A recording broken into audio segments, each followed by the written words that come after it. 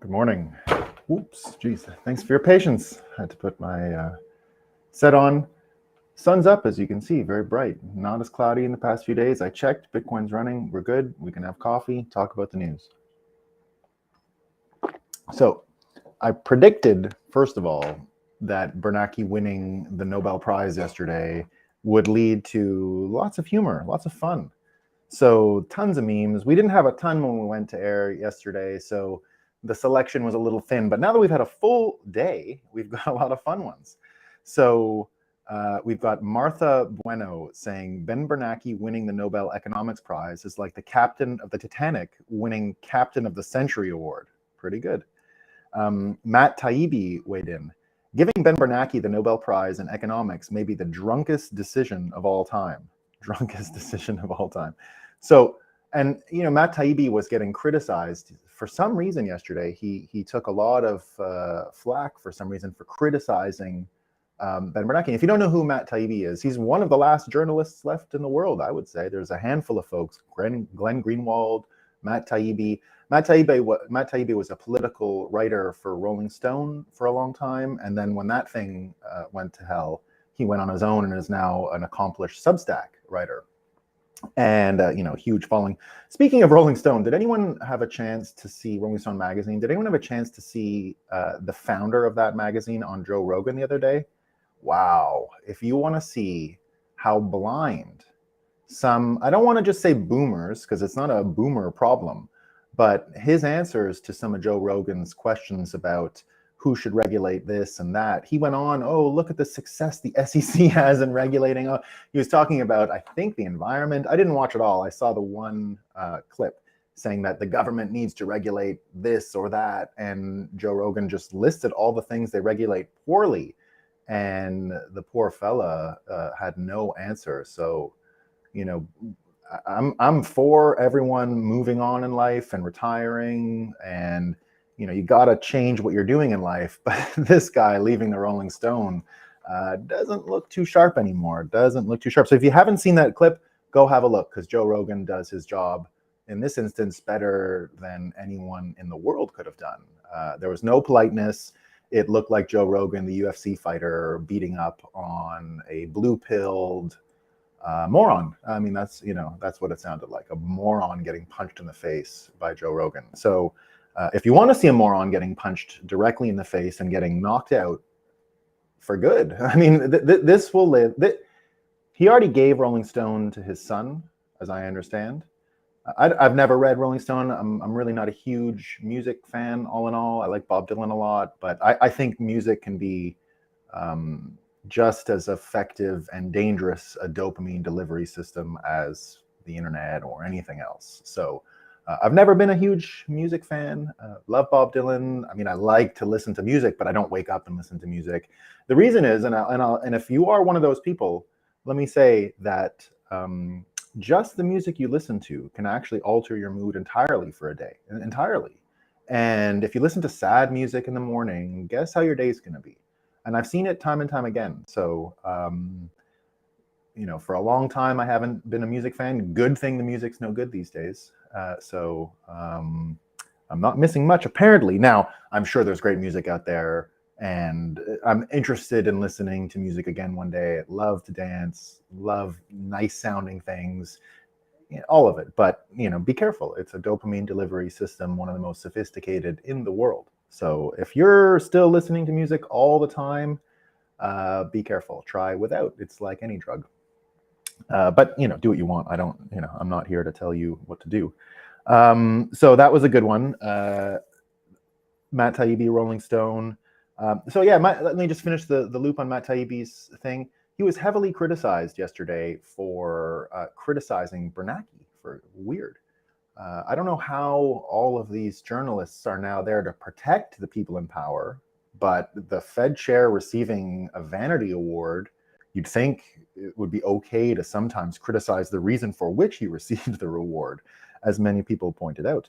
And what we saw yesterday was Matt Taibbi saying, look, I've been criticizing this guy from day one. This was my beat when I got into the business. I was covering the financial crisis. That's what he was saying. I've never been a Ben Bernanke fan.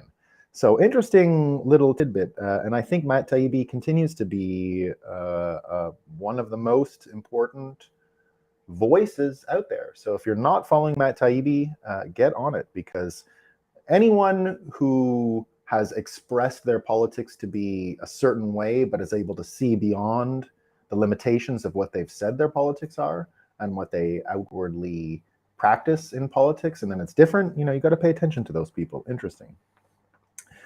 You got Cuppy. Here's H. Cuppy. They gave Bernanke the Nobel Prize for fixing the paper jam at the Fed's printing press. For F's sake, this is twisted. He started the QA death spiral that we got ourselves out of. Should be in prison for fixing the paper jam at the Fed's printing press. But the prize goes to, and normally I refuse any Hitler comparisons. All right, all Hitler comparisons, to me, it just says you're a he, him, pronouns in your bio, where's your Ukrainian flag in your bio type thinking, right? This reflexive Hitler comparison thing. Usually I'm done the minute I hear it. But Crypto Chick, Heidi, brought up a good one. And so this is the only time it passes. This is one of the only instances where you can actually use a Hitler comparison. And she said, Ben Bernanke wins the Nobel Prize.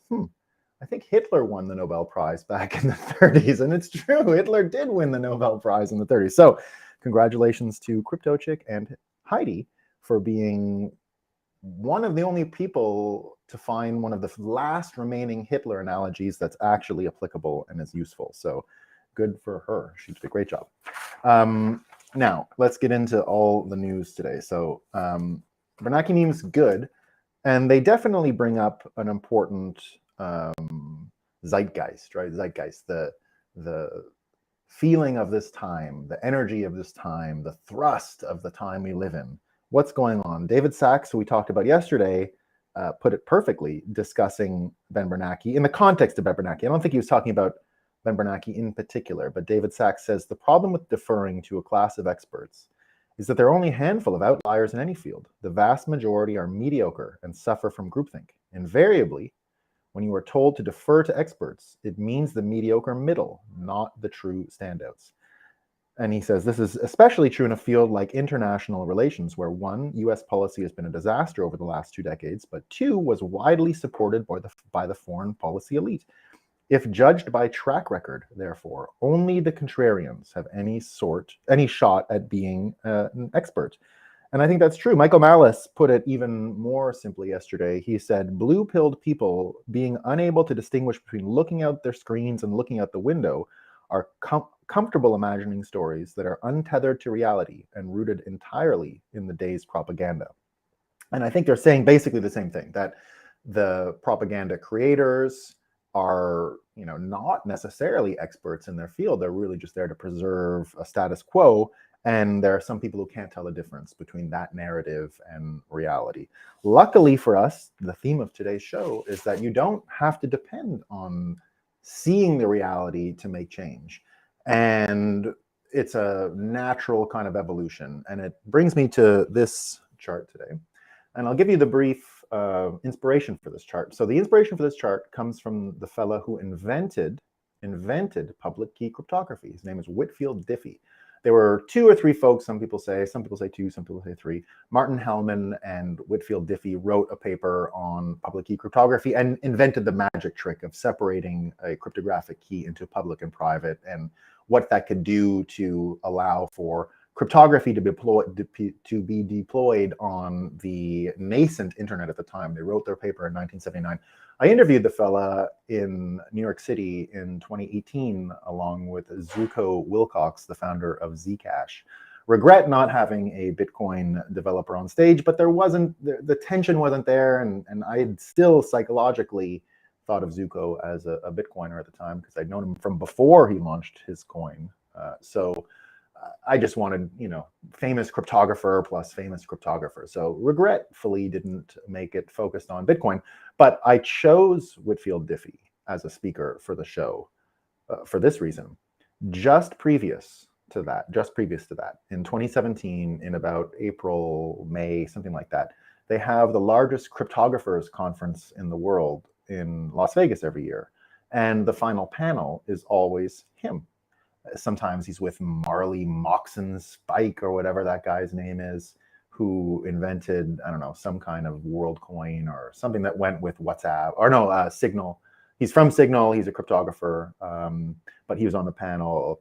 You know, Shamir, Rivest, the people who've invented a lot of the cryptographic tools that most of cryptocurrency is built from. And so they do this thing where they meet up every year and they talk about the year's developments in cryptography and what's going on and what's different and what's happening and this and that. And they criticized in conversation Bitcoin. It came up, it was a relevant story that year, so they started talking about Bitcoin. And you had all these cryptographers saying, oh, Bitcoin, well, I don't know, this and that.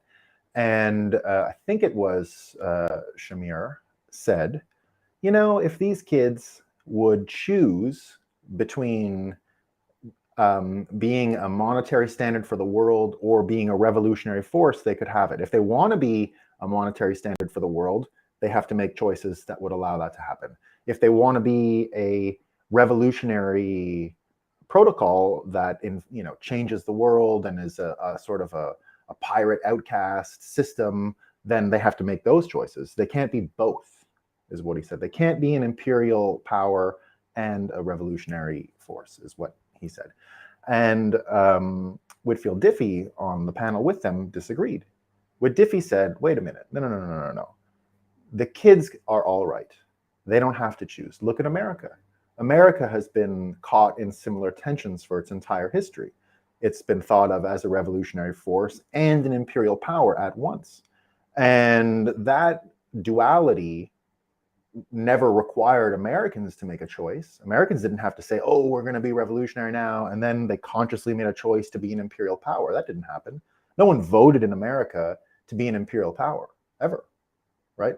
They voted for people who acted imperialistically, but they never decided to be an imperial power. It never came up. America just is and moved on and was a revolutionary force and in many ways remains a revolutionary force. But they never had to choose. So the point that Diffie made on panel was that we don't have to choose. We can just be, as Bitcoiners, he said, the Bitcoiners, the kids, don't need to choose. They can continue on with what they're doing and let it grow into what it is. And I've always thought about that similarity. It always stayed with me that he made that observation between Bitcoin and America being two opposite things at once. Because Bitcoin, of course, is a revolutionary force. And like he says, it can be an imperial power, right? You don't choose Bitcoin necessarily, right? If everything else breaks down and Bitcoin is the only rails upon which we can have price discovery and healthy money, then it's not you who chose it. And that's really what we're going to be talking about today, because the conditions upon which Bitcoin is not chosen by people, because it provides, in the end, provides things, people use it and don't really choose consciously to use it, just end up using it because it's the only way to get what you need, right? It's the only way to get what you need. And how is it going to be the only way to get what you need? Well, if the other system fails to provide what you require, you'll change your mind. And all we need to do is look at the news to find out that these choiceless pieces, right? Food, shelter, and clothing, the essentials for human life, as we've determined for years now, the essentials for human life, if not provided by one system, people will simply move to another to get them. So what I'm saying is the choice is not necessarily between dollars and Bitcoin. For many people, the choice is going to be between a system that provides food, shelter, and clothing and a system which doesn't. Now, for me to say that the US dollar system can't provide food, shelter, and clothing sounds absurd right now, because it's the most successful system in the history of the world to provide these things. There's never been a better system than the US dollar. We have to always acknowledge that as Bitcoiners, right? It's very important that we acknowledge the success of the dollar as much as we acknowledge its failures currently, because where it came from at first seemed like a revelation, right? And you can see the US dollar itself caught within this spinning circle, right? It just goes around and around and around. And there was a time when the US dollar was able to achieve so much of these things. But let's just look at what's going on today. So, if we're even going to talk about food, we've got the Kanye West story. And, we come in here and we've talked about Kanye a few times. I have no idea what he meant the other day, and I'm not going to defend him. I'm still waiting for some form of explanation. But nevertheless, all the other points he brought up in those days remain valid and remain part of our conversation all week. And this one here came up yesterday with Lizzo. So in the interview with Tucker Carlson, Kanye West mentioned that he shares a trainer with Lizzo and said, I love Lizzo, she's great, glad she has this trainer. But he mentioned that when she loses weight through her trainer, people all around her start to fill her with fear. Now, whether he knows stuff and doesn't know stuff and what's true and what's not, I'm not sure. Right? I'm going to take Kanye at his word for what he said in that instance because it sounded correct, but I might be wrong, right? I might be just falling into Kanye's own ability to persuade and all that stuff. So Lizzo said that in a concert on Friday, after what Kanye said about her, she said something like her fat ass, or I'm not even going to repeat everything she said. It was very vulgar in front of a whole stadium, saying we don't need Kanye's help. Now, Kanye was really talking about people pressuring you because you can make money, and that, you know, maybe she's unhealthy and other people don't care if she's unhealthy as long as the money comes in, as long as she's still known for her size. So Sticks, X, and Hammer 666 says, we have come to the odd point in which deliberately attempting to be unhealthy is considered a virtue, and calling it a bad idea is considered bigoted or bad.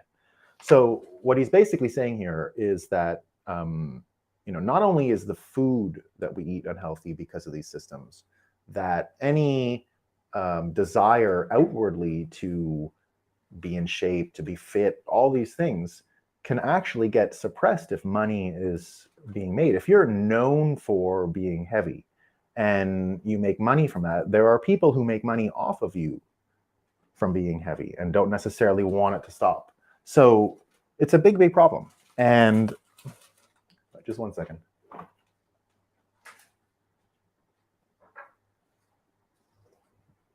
All right. So we know food is, right.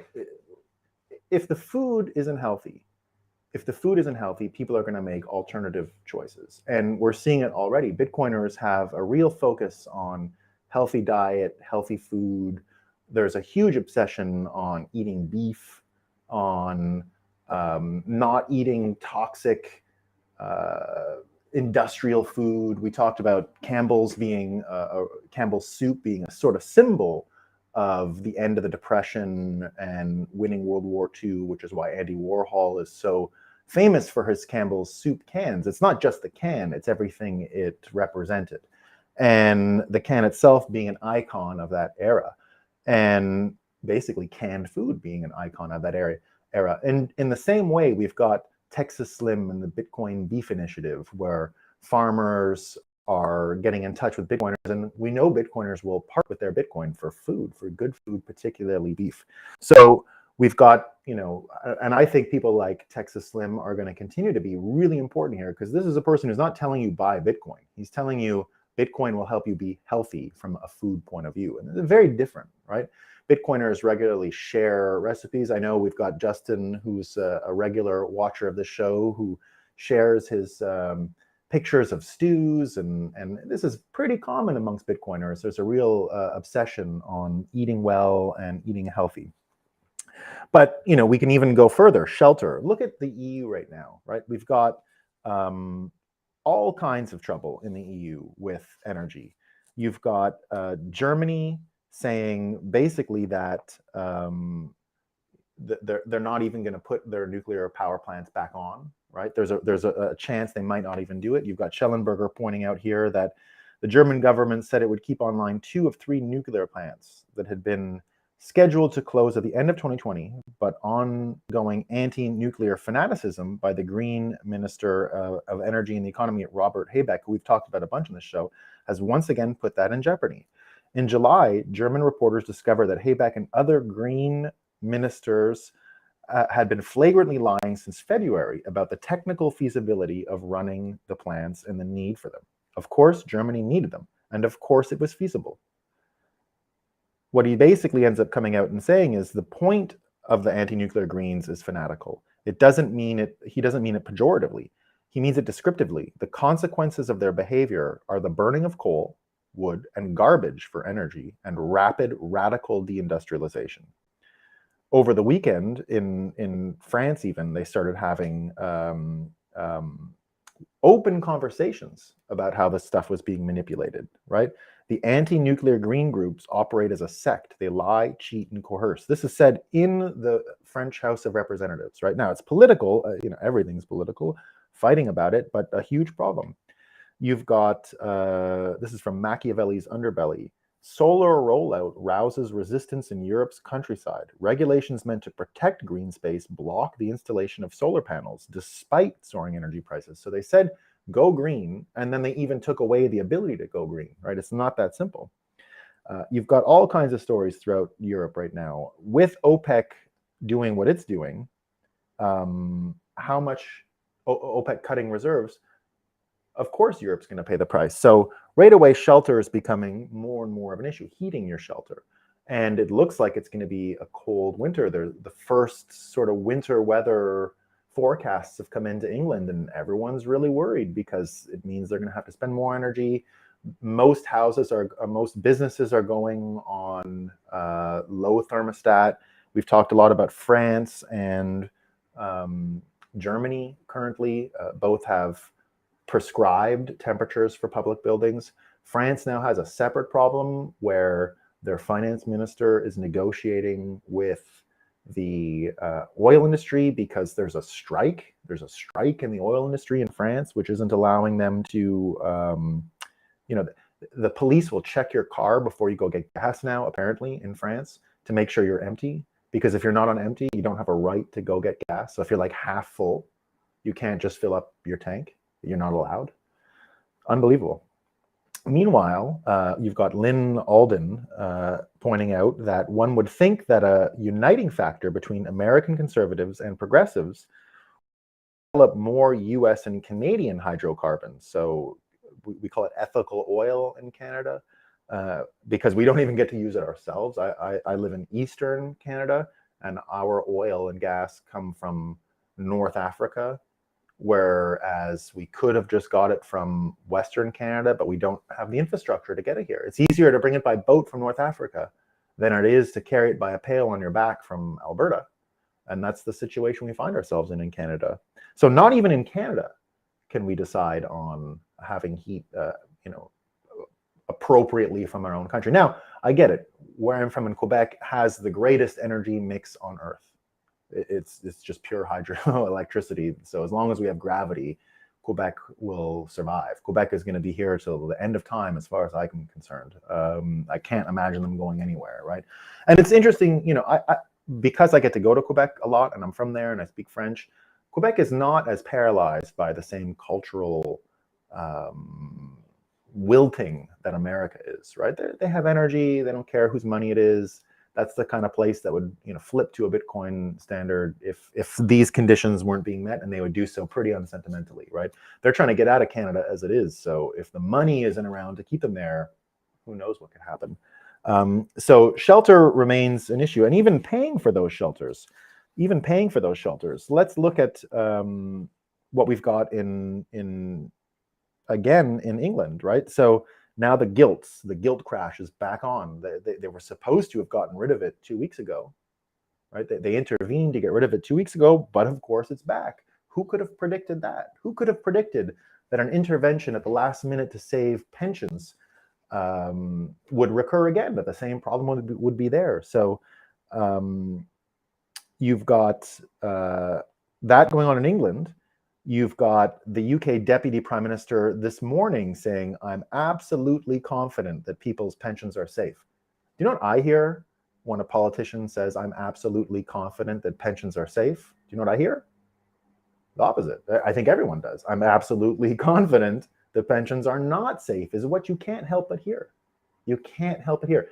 If anyone comes and affirms something like that, your mind right away goes to the opposite, right? So do you remember when, and I use this example a lot, there was a time in the 90s in the United States where Bill Clinton had lost the House and the Senate in his first term.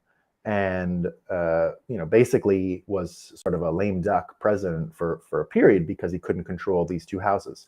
And he made a speech saying the presidency is still relevant, right? The presidency is still relevant. Well, do you know what everyone thought? The presidency is irrelevant. It's like saying you're famous, right? If you have to tell someone you're famous, guess what? You're not, right? It's the same thing. So here he comes out and says they're absolutely safe. Well, we're not sure. In England, the same minister that is putting all the energy restrictions on when it comes to using gas, and who's negotiating with the unions to keep the refineries at top capacity, also announced yesterday. So this is with the gilts in England. This is with the threat to the UK pensions. He says, we're going to spend $100 billion to fight inflation. $100 billion in France to fight inflation. And where did that get them? Nowhere. Absolutely nowhere.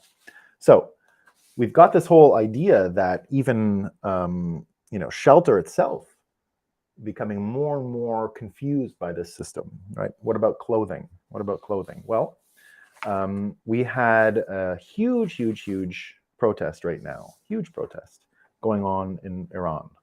Now, I don't know what's going to come of this Iranian protest, no idea, but it's growing and hasn't ended. And a lot of it is based around the hijab, the female clothing garment that is, I think, required by law in Iran. And now it started with a woman who took it off and was killed by police. And the pictures of that were really grotesque and caused outrage in the country. So now you've got women everywhere and protesters, but the police are firing live bullets into them. So they've killed more people now. Meanwhile, people point out that just a year ago, the European Union, right? So I would put the EU in this same political topsy-turvy, up and down cycle of imperial force and revolutionary power. Just a year ago, they had a whole marketing campaign about how beauty is diversity and hijab is freedom. And this was going on for a really long time, right? No one even paid attention, right? So with this clothing piece, there's even more to it, right? America is basically ignoring this whole issue, right? We have all this time for Ukraine, but what the Biden administration is doing is basically what Obama did during their previous revolution, the Green Revolution, not providing any financial or moral support to the Iranians protesting. And one can only imagine the reasons why, but basically there's just no money involved from America in this situation, none, right? So doesn't seem to be like a lot of momentum behind it. So if you could look at food now, even look at other parts of clothing here. We mentioned energy, and the ability to even get these clothing factories going is being threatened. In Europe, a lot of whatever manufacturing is even left in Europe is unable to open, right? The 3M factory in Germany, not opened, not enough electricity. Now, I'm not checking which factories open what day all the time, and I heard the 3M story a few days ago, and maybe it's changed. But there are definitely factories in Europe that are unable to open because it's not profitable. It doesn't make sense. The energy simply can't be used. So, even if we go back to this whole idea of food as well, you take China right now, right? China might have all the manufacturing capacity going, right? And everyone says, well, if we decouple from China, they're talking about the problems of decoupling with China right now in Germany. They're saying we can't decouple from China. We need it. America has been decoupling from China for quite a while now. And a lot of people worry, where are we going to get this and where are we going to get that? And we don't make anything in America anymore. Well, that's not true. America makes all the food. America makes all the food. Well, we're all talking about oil reserves and what we're going to do with them. Do you know what kind of reserves they're talking about in China right now? Pork. They don't make any. They buy it all from America and Australia and these other places. They don't make any of it. Yet they eat it at such a capacity that they require strategic reserves of pork belly and all these other things. So they have strategic reserves of pork belly, and they're dipping into them because trade being what it is, they're having a lot of trouble feeding people, right? So here we are. Now, all these three things put together mean that we have an opening for a flip, for this thing to turn around, right? And that's how Bitcoin fits in. Just like America, Bitcoin is caught between these two forces, between being a revolutionary force and an imperial power.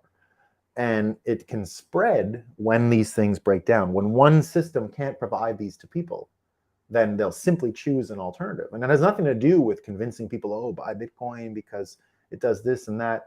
The truth is Bitcoin's countable, right? We know how much there are, how many there are. And because of that, we can extend it to all other areas of the economy and actually have referenceable numbers. The concept here comes from,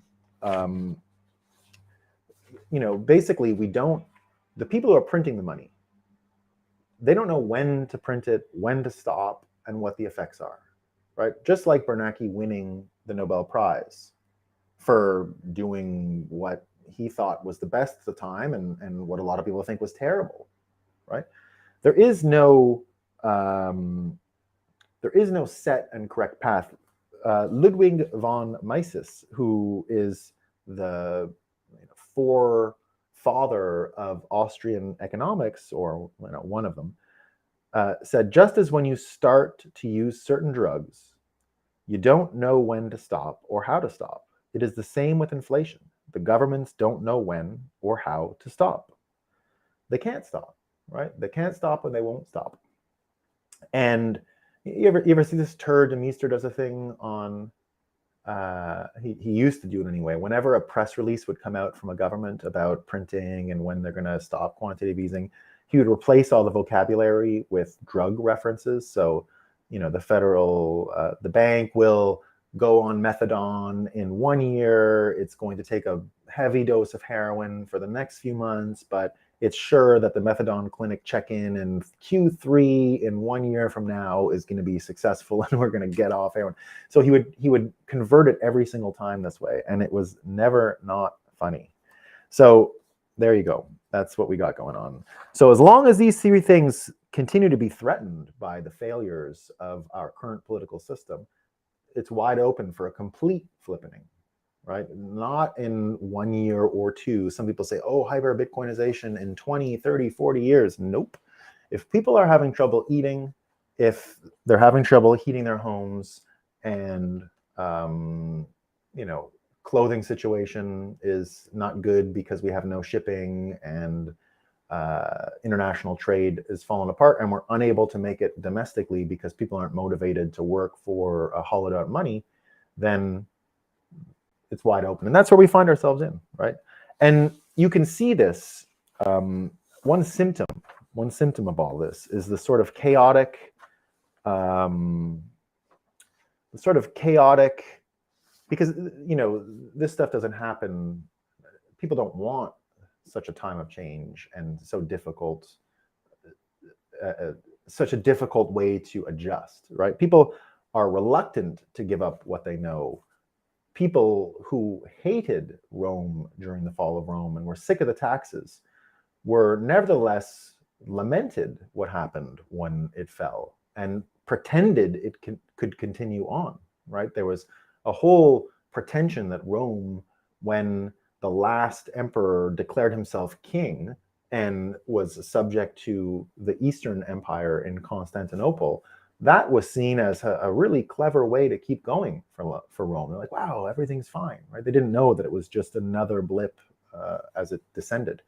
And we can see those signs all around us today.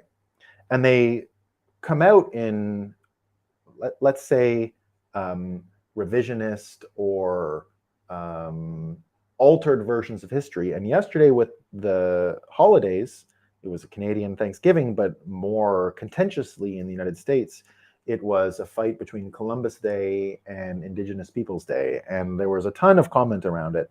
And you can just start to see here, from Spike Cohen he underlines really the story of what happened over this time. And he says, in 1892, after a brutal lynching and mass murder of Italian Americans in New Orleans, President Harrison declared a one-time national celebration of Italian heritage, hoping to placate Italian Americans and repair relations with Italy. They called it Columbus Day. 50 years later, during World War II, FDR labeled Italian Americans enemy aliens and interned them. To quell outrage over their treatment, FDR reversed this decision and declared Columbus Day a national holiday. So it went from being just a holiday to World War II, when they were interned like the Japanese, to being called a national day, and it became a holiday. The purpose of making Columbus Day an official holiday was to virtue signal to a marginalized population while continuing to marginalize them. Renaming it Indigenous Peoples Day does the exact same thing. The fact that Republican and Democrat politicians and corporate media want you arguing with each other over whether today is Columbus Day or Indigenous Peoples Day, instead of talking about the harm they're doing, tells you everything you need to know about their motivations. You can't call it Indigenous Peoples Day to focus on the struggles and achievements of natives. They'll say you want to erase American history. You can't call it Columbus Day to celebrate your Italian heritage. They'll say you want to celebrate genocide. The hyperbole is the point. They want us at each other's throats. So I'm not going to mind read about they want and all those kinds of things. The effect is this confusion, right? It's the same effect. You're on one side, you're on the other, and you're not together. As long as that continues, it's actually a benefit for Bitcoin, right? It's actually a benefit, because as the most important things are not taken care of, right? And everyone fights about the marginalized, not important things. What is the name of a holiday and why do we celebrate it? As long as people continue to do that and the basic needs aren't met, not even discussed. Like, think about it. In America, we're not even talking about the Iranian hijab situation. Not even. We're not talking about obesity at the level we ought to. I mean, is there any problem in America more important than obesity? Like, it's more important than the drug problems. It's more important than fentanyl. Like, and I've said on this show, fentanyl is America's worst problem, but I revise it. Diet, obesity, health is absolutely America's worst problem. And we've exported that problem almost everywhere in the world. You look at shelter. I mean, can Americans afford houses anymore?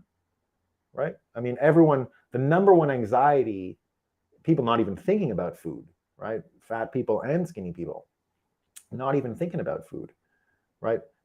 Every one of them has anxiety around home, shelter. Do you buy it now? Do you wait for interest rates to come down? Is the market going to tank?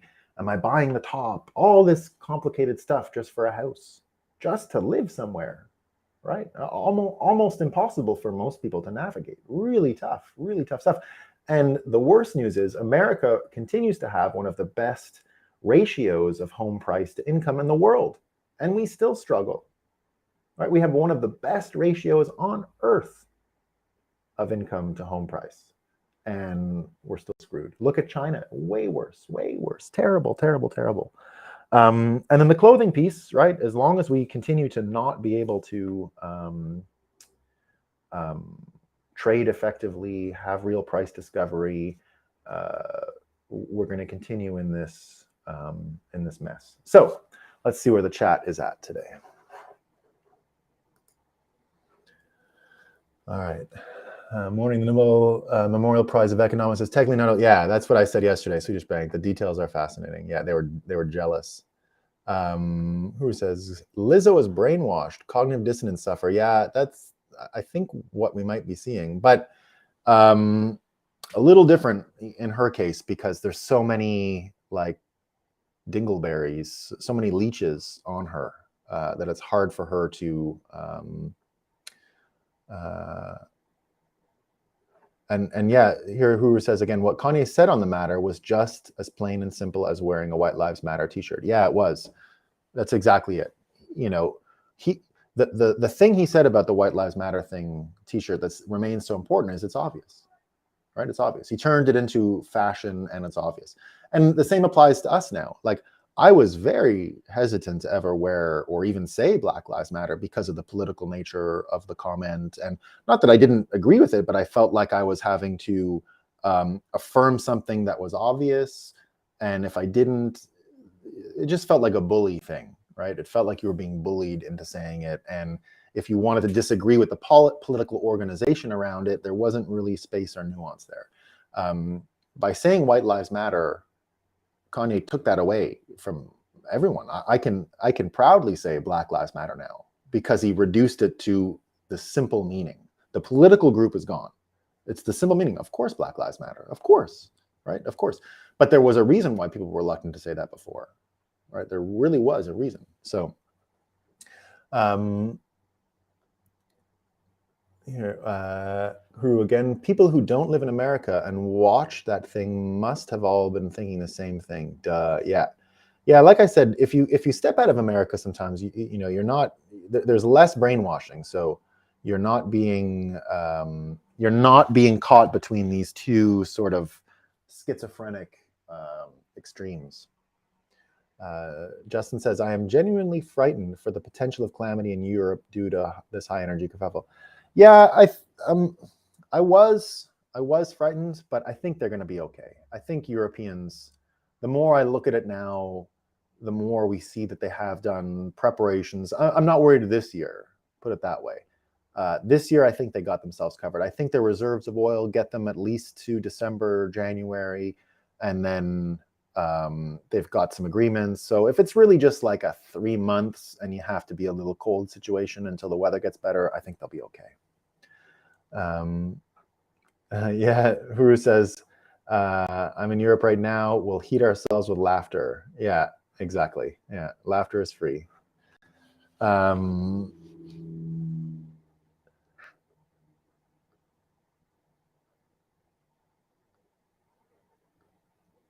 Yeah. Here, Huru says, I'm Black and I've never said it. Most stupid thing I've ever heard, honestly. Yeah, I think you're talking about the Black Lives Matter stuff. All right, team. That's all I got for today. I'll see you again tomorrow. Peace.